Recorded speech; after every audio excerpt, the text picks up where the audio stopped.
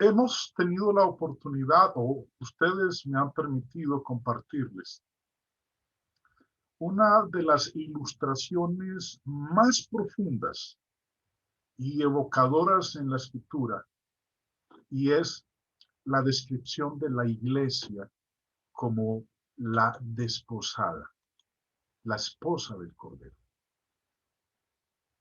Apocalipsis 21 nos dice en el verso 9, vino entonces a mí uno de los 7 ángeles que tenían las 7 copas llenas de las 7 plagas postreras y habló conmigo diciendo, ven acá, yo te mostraré la desposada.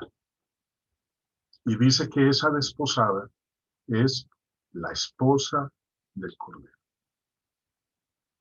Me gusta muchísimo cómo está expresado este versículo 21 de Apocalipsis en la versión de la Biblia en lenguaje sencillo, que dice, después vino uno de los 7 ángeles y me dijo, acércate, voy a mostrarte a la novia, la que va a ser la esposa del Cordero. Cuando nosotros nos acercamos a esta ilustración de la desposada, de la novia del Cordero, desde la perspectiva moderna, y me refiero a esta época en la cual nosotros estamos viviéndola, observándola a través del encasillado del matrimonio y la costumbre del cortejo, del noviazgo del siglo XXI. Nosotros perdemos mucha de la riqueza y de la profundidad de lo que nos describe este versículo 21, este capítulo 21 de Apocalipsis, de la desposada, de la novia, de la que va a ser la esposa del Cordero. Y para apreciar verdaderamente lo que esto debe haber significado para los discípulos de Jesús, cuando él les enseñó acerca de su reino usando las metáforas del matrimonio, o a los lectores de Pablo, cuando él describió a Cristo como el esposo de la iglesia, necesitamos descubrir a qué se parecía el matrimonio, el noviazgo en la Israel del primer siglo. Cuando comparemos lo que vamos a descubrir con la iglesia del Señor, vamos a encontrar un paralelo asombroso, fascinante, en el que virtualmente es cumplido todo aspecto de la antigua tradición judía. Por eso, como ustedes ven ahí en pantalla, el enunciado del estudio es la ceremonia final. Las tradiciones del antiguo matrimonio judío y su cumplimiento en Jesús el Mesías. Alguien podrá preguntar, bueno, ¿y por qué es importante esto? Aparte de la comprensión y entendimiento general que un estudio de esta naturaleza nos provee la escritura y en nuestra relación con el Señor, vamos a mirar, hermanos, que nuestro Dios es un Dios que rinde meticulosa atención al detalle, que cumple acorde a lo que ha establecido quien estaba deseando pagar inconcebiblemente un alto precio para asegurar una esposa para su hijo. Y quien no fallará en enviar de nuevo a su hijo para que reclame a su amada, para que se case con ella y para que la lleve al lugar que él fue a preparar.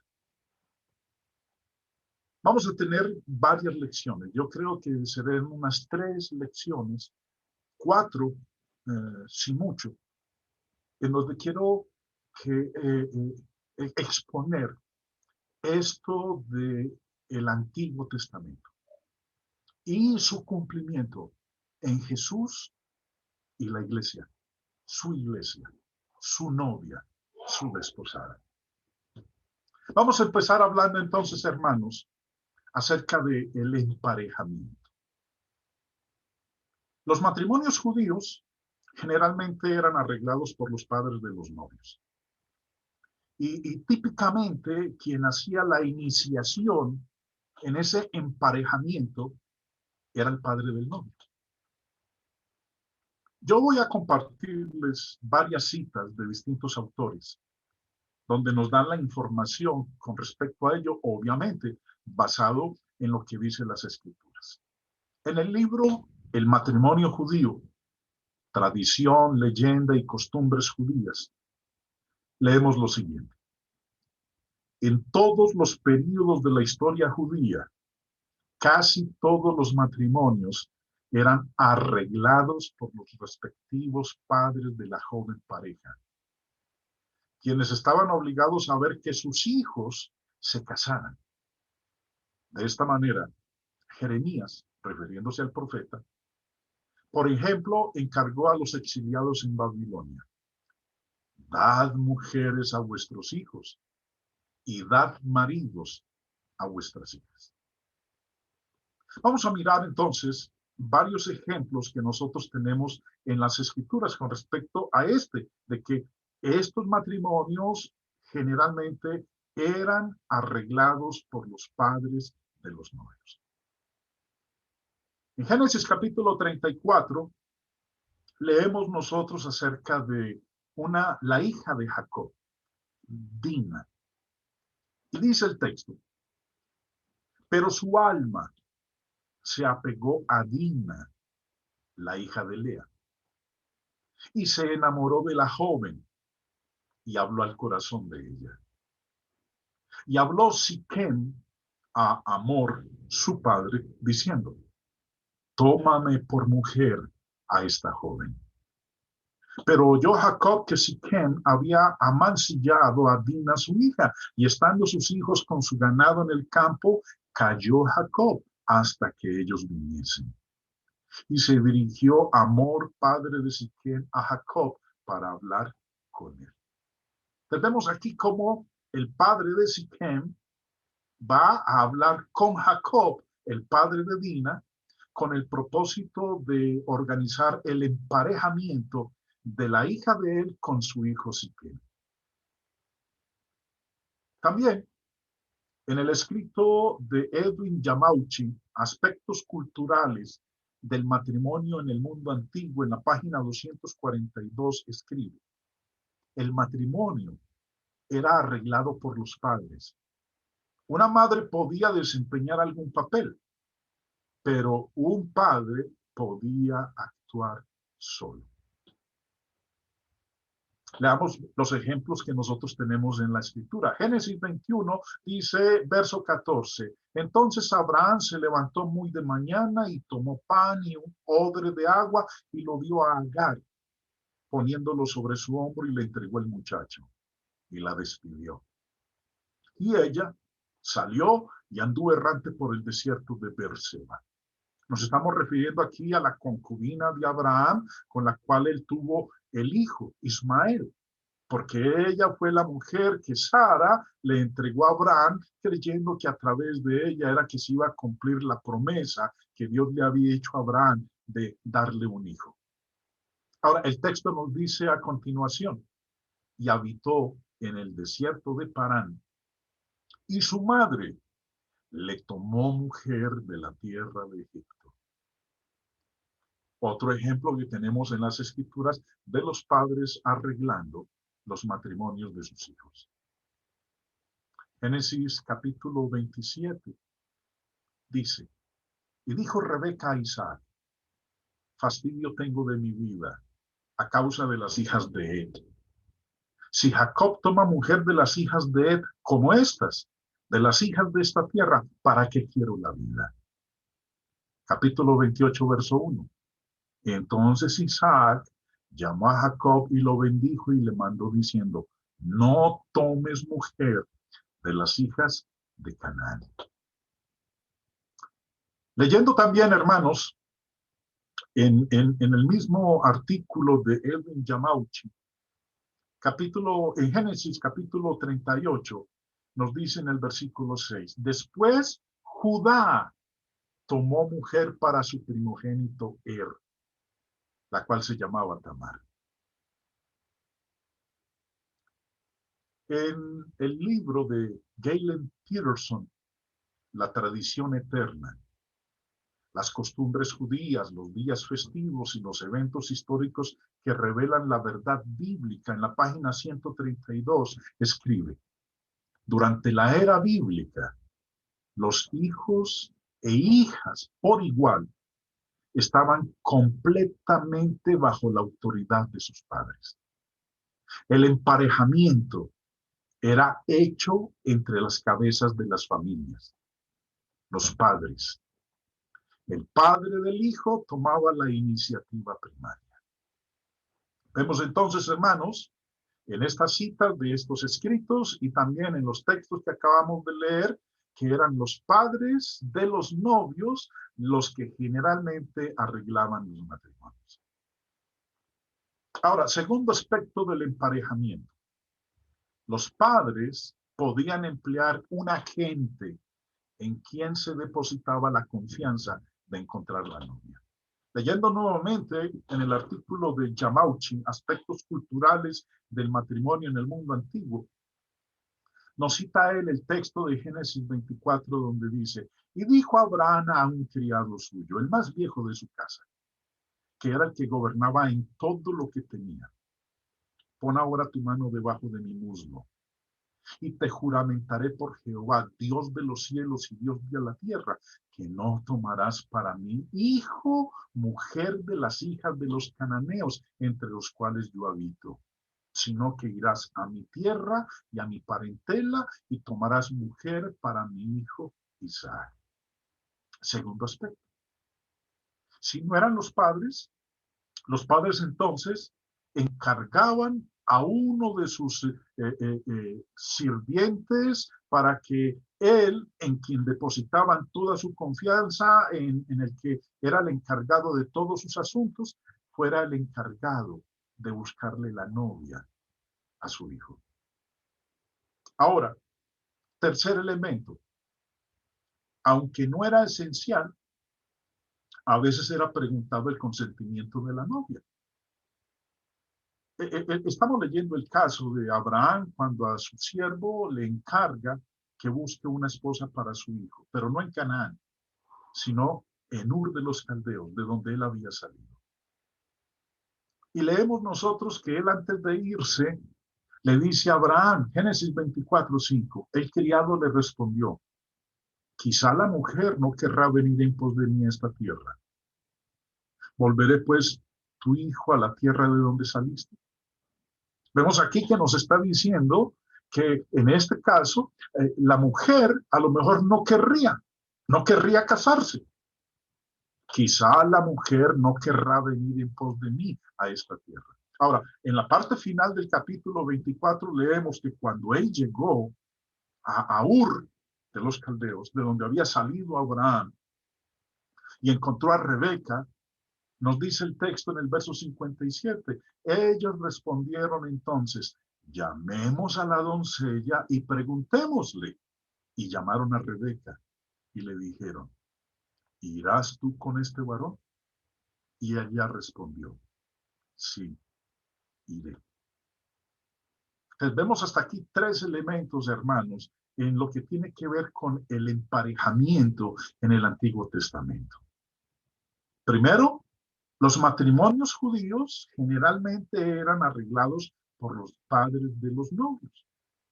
Segundo, los padres podían emplear un agente en quien se depositaba la confianza de encontrar la novia. Y en este caso, tercero, a veces era preguntado el consentimiento de la novia. Y un último elemento en este aspecto del emparejamiento, y es el romance. El romance podía ser un factor en el emparejamiento, pero no era necesario. Recordemos el caso de Jacob, Génesis 29. Dice en el versículo 20, así sirvió Jacob por Raquel 7 años y le parecieron pocos días, porque la amaba. Primera de Samuel, capítulo 18, versículo 20. Pero Mical, la otra hija de Saúl, amaba a David. Y fue dicho a Saúl, y le pareció bien a sus ojos. Y en el caso de Sansón, Jueces capítulo 14 nos dice, descendió Sansón a Timnat y dio en Timnat a una mujer de las hijas de los filisteos, y subió y lo declaró a su padre y a su madre, diciendo, yo he visto en Timnat una mujer de las hijas de los filisteos, os ruego que me la toméis por mujer. 4 aspectos, hermanos, que nosotros leemos en el Antiguo Testamento acerca del emparejamiento, que en términos modernos nosotros lo llamaríamos el noviazgo, pero que hoy en día es muy diferente a lo que era el emparejamiento bajo la costumbre judía y lo que leemos en el Antiguo Testamento. Ahora, esto que estamos observando aquí, hermanos, quiero que miremos el paralelo con la iglesia.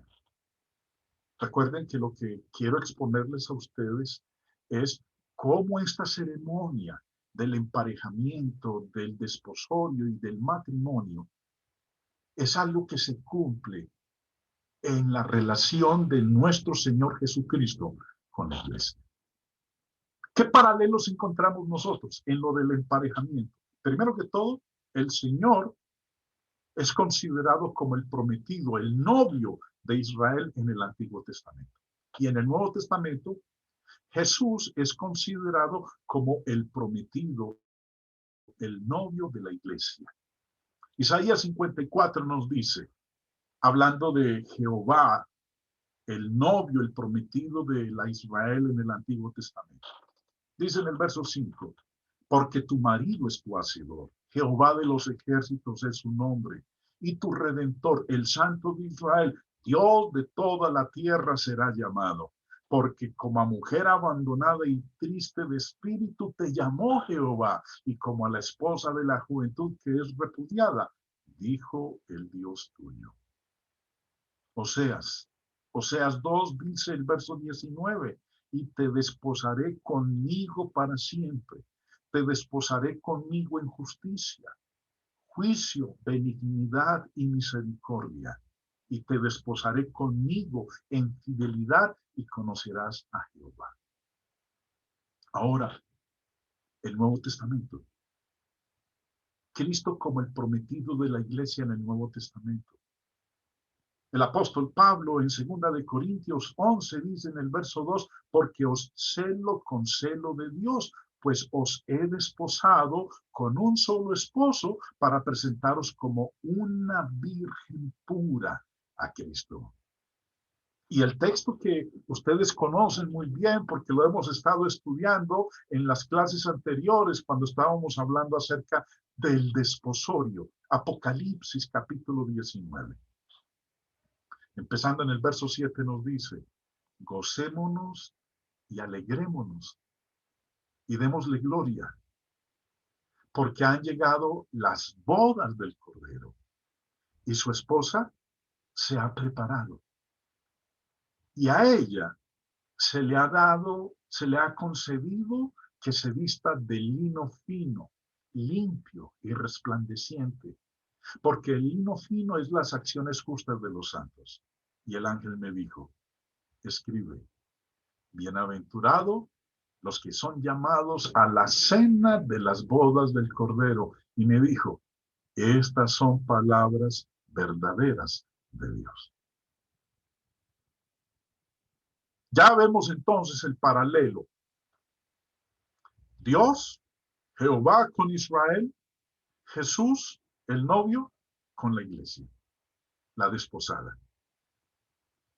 Segundo elemento del paralelo, y es la novia es escogida por el novio a través de la iniciativa de su padre. Lo vimos en el Antiguo Testamento. Ahora, en el Nuevo Testamento, Juan capítulo 15 dice, el verso 16, habla el Señor Jesús, no me elegisteis vosotros a mí, sino que yo os elegí a vosotros. Recuerden que era el padre en el Antiguo Testamento el que elegía la novia, la que iba a ser la esposa de su hijo. Y aquí está diciendo, no me elegisteis vosotros a mí, sino que yo os elegí a vosotros. ¿Pero a través de quién? A través del Padre. Juan 5:30 dice, no puedo hacer nada, no puedo yo hacer nada por mí mismo, porque no busco mi voluntad, sino la voluntad del que me envió, la del Padre. Y así como en el Antiguo Testamento, los padres podían nombrar a alguien, darle toda la autoridad, el que era de toda su confianza, para que fuera y buscara la que sería la novia de su hijo. En el Nuevo Testamento, el Espíritu Santo actúa como el agente del Padre para encontrar la novia. Nosotros conocemos el texto de 1 Corintios 2:10 que dice, porque el Espíritu todo lo escudriña, aún lo profundo de Dios. Y en Romanos, en Gálatas capítulo 4 dice el verso 6, Dios envió a vuestros corazones el Espíritu de su Hijo, refiriéndose al Espíritu Santo. Y en el cuarto lugar, hermanos, recordemos que la respuesta a la petición, ellas lo aceptaban con gracia, con amor. La novia en el Nuevo Testamento responde a su petición y lo aceptamos con amor. Primera de Pedro capítulo 1 dice en el verso 18, a quien amáis sin haberle visto, en quien creyendo, aunque ahora no lo veáis, os alegráis con gozo inefable y glorioso. Esta es en la primera parte, hermanos, los paralelos que nosotros encontramos de lo que decía el Antiguo Testamento a la relación de Jesús y la iglesia en el Nuevo Testamento. Quiero que observemos ahora, en la segunda parte de la lección de hoy, lo que tiene que ver con la dote, la entrega de la dote y los dones.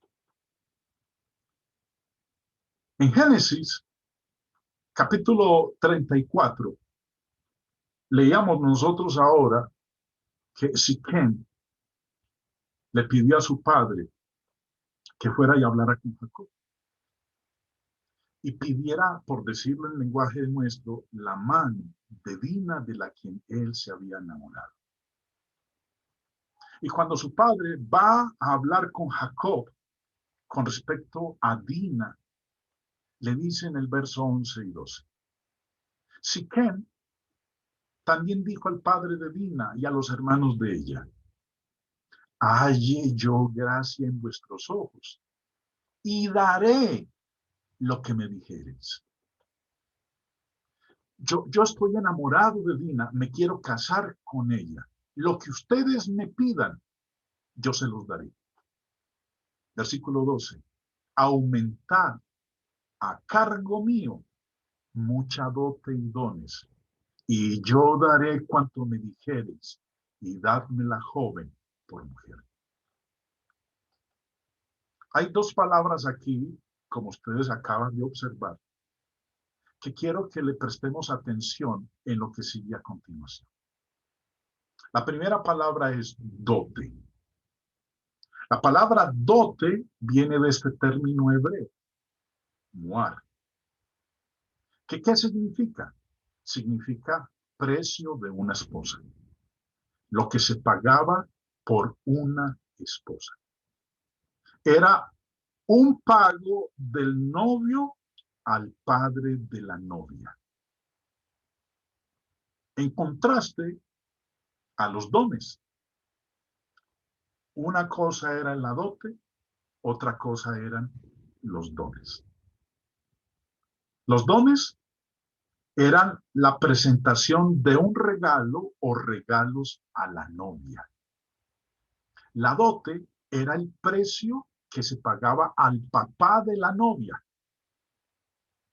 Era, puede que suene raro hasta vulgar decirlo, era como uno compraba a la que iba a ser su esposa. Ahora, la diferencia entre la dote y los dones están resumidas en lo que nosotros leímos hace un momento.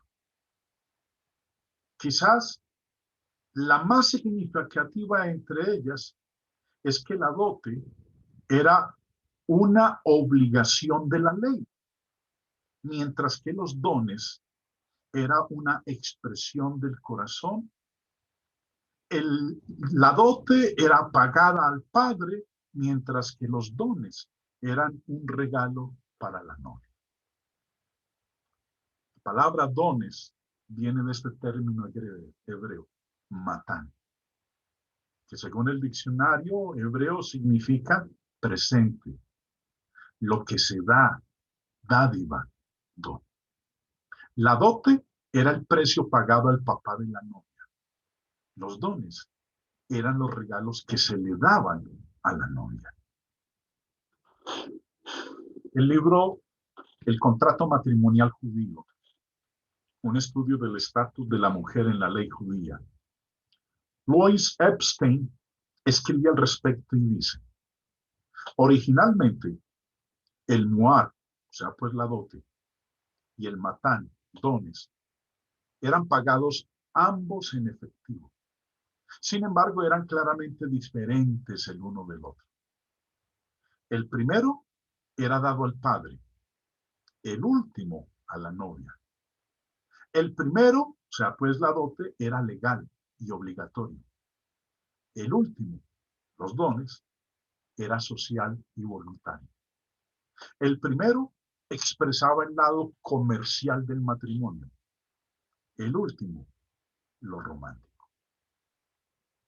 Las escrituras también hablan de los dones, de los regalos dados a la novia por su padre, pero de ello vamos a estudiar nosotros más adelante a medida que vayamos avanzando en este tema. Vamos a analizar, hermanos, entonces lo primero, la dote. Recuerden, dos cosas formaban parte del compromiso, del desposorio, antes de que llegaran a casarse. Uno debía dar una dote al padre de la novia, pagar por ella, y los dones, los regalos que uno le confería a aquella que iba a ser la esposa de uno. Vamos entonces con el muar. ¿Cuál era su propósito? Vamos a mirar el significado y el propósito del muar. El muar está basado en el principio de compensación del antiguo cercano oriente. Nuevamente, en este libro que se llama The Miller Burroughs, las bases del matrimonio israelita, nos da a nosotros una información bastante interesante. Y dice, la explicación más satisfactoria del muar, la dote, se encuentra en el propósito y significado esencial de los dones, regalos entre los antiguos semitas. Aquí, el principio de compensación encuentra su expresión más antigua. El regalo, don, necesariamente no envolvía la idea de equivalencia, excepto en una forma muy general. Es simplemente un objeto de valor presentado para aumentar el prestigio del dador, para expresar y confirmar el lazo social entre él y el recipiente y colocar al último bajo una obligación para con él. Sigue diciendo, para los israelitas, como para muchos otros pueblos, el significado del don, el regalo, no era agotado por tales consideraciones como estas. El don establecía un lazo no meramente por medio de crear una buena voluntad o un sentido de obligación, sino por medio de llevar realmente algo de la vida del dador al recipiente. Desde este punto de vista, un don sirve para establecer algo comparable a un pacto de sangre entre el dador y el recipiente. Y el lazo es hecho completo cuando hay un intercambio y compensación justa. Y finalmente, Sigue diciendo, un matrimonio no era meramente una transacción incidental entre las dos familias. Crea y consolida una relación de alianza entre ellos. Una familia da una posesión muy preciada, una hija. La otra, para poner las cosas sobre una base equitativa, da un presente valioso. El moar, la dote, establece de esta manera el prestigio del marido y su familia. Le da autoridad sobre su esposa. Hace el contrato de obligatoriedad entre ambas partes y crea una alianza entre las dos familias. Por eso lo del moar, la dote que debía dar el novio por aquella que él deseaba que fuera su esposa. Finalmente, en el libro de Richard Booker, Aquí viene la novia, las costumbres de la boda judía y el Mesías, escribe, el precio de la novia es alto como un medio de compensar a la familia por la lealtad financiera de levantar una hija, como también siendo una expresión del amor del joven por su esperada novia. Es bastante interesante, hermanos, cuando uno ahonda en estos escritos que nos dan más información acerca de todo ese proceso, de la ceremonia que se llevaba desde el momento de pedir la mano, llegar al desposorio y culminar luego con la boda de esa pareja. Dios da detalles. Como decía hace un momento, y como lo expresa el apóstol Pablo en su carta a los Corintios, Dios es un Dios de orden. Dios no es un Dios de confusión. O como lo decimos en un lenguaje muy coloquial aquí en nuestra tierra, Dios no da puntada sin dedal. Y este mismo proceso que nosotros vemos en el Antiguo Testamento con respecto a lo que era el matrimonio, que empezaba con el noviazgo o el emparejamiento y luego con el proceso del desposorio y culminar con el matrimonio, es lo mismo que nosotros observamos en el Nuevo Testamento para con Cristo y su novia, la iglesia. Pero avancemos, porque hay muchas cosas para aprender acerca de esto. Ahora, ya acabamos de ver el significado y el propósito del moar, de la dote. Ahora, miremos el valor de esa dote. Aunque no estaba declarado explícitamente, es creído que la Biblia prescribió un moar, una dote mínima de 50 piezas de plata. Eso era mucho dinero. Equivalía casi al trabajo, al salario de 3 años de trabajo. Un moar mínimo, una dote de 50 piezas de plata, el precio a pagar por una esposa. Leamos nuevamente, hermanos, en el libro de Louis Epstein, El contrato matrimonial judío, donde nos da información al respecto. Dice, en el pasado remoto, probablemente no hubo una pauta en absoluto, pero en los días bíblicos ya notamos un moar, una dote mínima. Por persuasión, la ley prescribe un gravamen, multa igual en virtud del moar dote de las vírgenes. Ahora, ¿cuál era la suma? Los rabinos dicen que la violación y la seducción, el engaño, son ofensas iguales. Y si la Biblia prescribe un gravamen, una multa de 50 ciclos de plata por la violación de una virgen, entonces la seducción, engaño, también debe ser multada con la misma cantidad. Y en otras palabras, la suma equitativa para el moar dote de las vírgenes es de 50 ciclos de plata. La lógica de los rabinos es evidente y sigue. La violación y el engaño representan el hurto de la virginidad, el moar, la dote, el precio de la virginidad.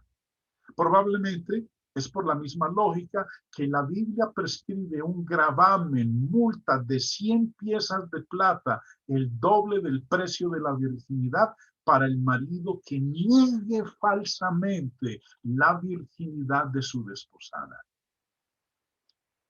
Deuteronomio 22 nos enseña a nosotros, hermanos, que cuando se cumplía el matrimonio, se había llevado a cabo todo el proceso y después de la boda, después de él haberse llegado a su esposa, venía y la acusaba falsamente de que no la había hallado virgen, el gravamen, la multa, el castigo que tenía que pagar por haber acusado falsamente a su esposa de no ser virgen era de 100 ciclos de plata. Como el doble castigo por el hurto no es inusual en la antigua ley. Por tanto, nuestra conclusión es que la Biblia sabía de un moar una dote mínima de 50 piezas de plata, si uno deseaba comprar su esposa. Ahora, no era inusual que la dote, que el moar fuera pagado por otros medios.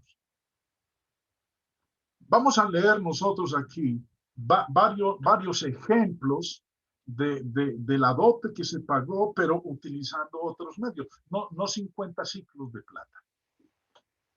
En Génesis, capítulo 24, leemos nosotros de cuando Eleazar, el siervo de Abraham, fue a Ur de los Caldeos a buscar la esposa para su hijo Isaac.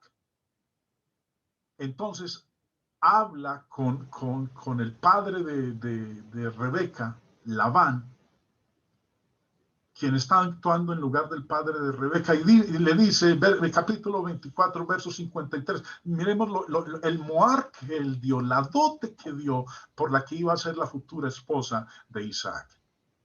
Y sacó el criado alhajas de plata y alhajas de oro y vestidos, y dio a Rebeca. También dio cosas preciosas a su hermano y a su madre. Génesis 29. Jacob. Recuerden que Jacob, cuando huyó de su hermano Esaú, fue a la tierra de su madre, Rebeca, y se enamoró de Raquel. ¿Cuánto tuvo que pagar él? ¿Cuál fue la dote que él tuvo que dar para poderse casar con Raquel? Bueno, el versículo 18 y 20 no lo dice. Y Jacob amó a Raquel y dijo, yo te serviré 7 años por Raquel tu hija menor. Verso 20. Así sirvió Jacob por Raquel 7 años y le parecieron como pocos días porque la amaba. Esa fue la dote que tuvo que pagar él para poderse casar con ella. Ese fue el precio de su esposa. 7 años de trabajo gratis para poder recibir a Raquel como su esposa. Ahora, recordemos a Siquem, es más, ahí lo tenemos, el capítulo 34, el texto que está a la izquierda, Génesis 34, 12 dice, cuando Siquem le dice al papá de Dina, aumentad a cargo mío mucha dote y dones, y yo daré cuanto me dijereis, y dadme la joven por mujer. Siquem pagó cualquier dote, lo que ellos le dijeran. Josué, capítulo 15, nos habla donde Otoniel capturó a Kiriat Sefer para obtener a Axa, la hija de Caleb, como su esposa. Dice, y dijo Caleb, al que atacare a Kiriat Sefer y la tomare, yo le daré mi hija Axa por mujer. Impresionante. ¿Cuál era la dote? Tomar esta ciudad, atacarla, tomarla. verso 17, y la tomó Otoniel, hijo de Cenas, hermano de Caleb, y él le dio su hija Axa por mujer. O recordemos que el rey Saúl tenía una hija. Y mire lo que él pidió para aquel que estuviera dispuesto a tomar a su hija como esposa. Dice en Primera de Samuel 17, verso 25, cada uno de los de Israel decía, ¿no habéis visto a aquel hombre que ha salido? Y estamos hablando de Goliat. Él se adelanta para provocar a Israel. Al que le venciere, el rey le enriquecerá con grandes riquezas y le dará su hija y eximirá de tributos a la casa de su padre en Israel. El acto de matar a Goliat se consideró como un moar suficiente, una dote suficiente para ganarse la hija del rey. En el capítulo 18, nuevamente, nos dice la declaración de Saúl, verso 25.